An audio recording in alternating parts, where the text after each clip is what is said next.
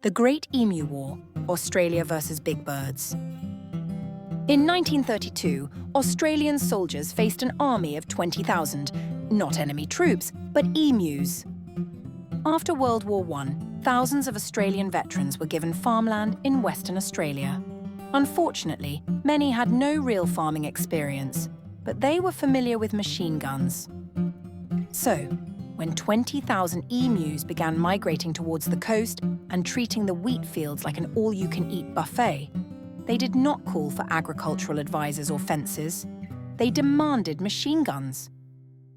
So the government sent soldiers. Yes, this was an actual military operation. Major GPW Meredith of the Royal Australian Artillery was deployed, along with 2 gunners, 2 Lewis guns, and 10,000 rounds of ammunition. The plan? Mow down the emus before they could devastate the crops. The emus had other plans. They scattered, they outran trucks, they set out sentry posts to warn others. The guns jammed, the soldiers missed, ambushes failed, the birds were too fast and too clever. After 6 days, they'd used 2,500 rounds and had only about 50 emus to show for it. The House of Representatives jokingly suggested handing out war medals to the emus, who clearly had the upper hand. And the soldiers performed a tactical withdrawal. A few days later, they resumed the offensive, as demanded by the farmers, and spent the rest of their ammunition.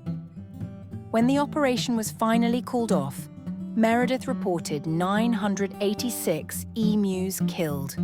Suspiciously, that's exactly 1/10 of the 9,860 rounds fired, so the figure was likely exaggerated to make losing a war to flightless birds sound slightly less humiliating.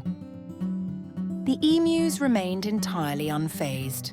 Later, the government gave ammunition to farmers and paid bounties for dead emus, which turned out to be much more effective than sending in the army. Today, emus are a protected species in Australia, so in a way, you could say a peace treaty was eventually reached.